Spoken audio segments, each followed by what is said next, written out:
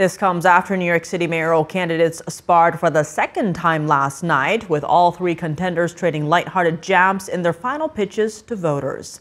NTD's Richards was there and now shares some of the takeaways. It was a night of last impression on Wednesday evening as candidates for New York City mayor made their final pitches to New Yorkers in their second debate before early voting. All three contenders made their enthusiastic bids before a crowded auditorium of voters who often cheered and clapped.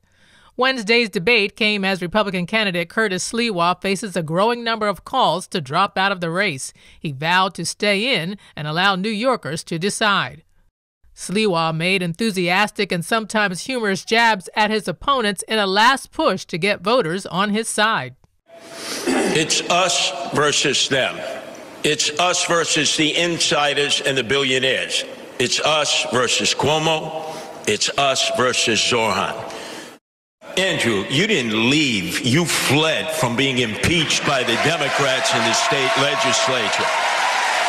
Meanwhile, top contenders Andrew Cuomo and Zohran Mamdani exchanged heated jabs in their final pleas to New Yorkers. My critiques of the politics of the past is right here on the stage. You can see in Andrew Cuomo someone who had 10 years to deliver on so much of what he's spoken about. You have never had a job. You've never accomplished anything. There's no reason to believe you have any merit or qualification for 8.5 million lives.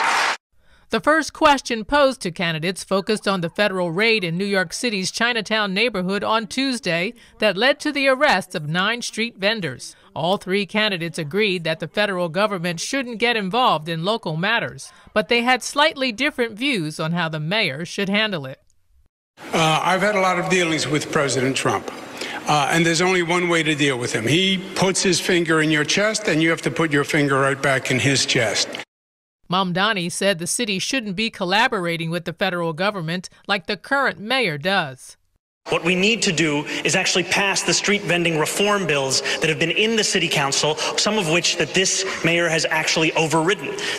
Sliwa said there's no communication between local authorities and the feds. But we can't tolerate citizens attacking our federal law enforcement forces in the street because then that will just lead to anarchy. At a press conference following the debate, Sliwa said the NYPD didn't show up because they were hiding behind the sanctuary city law.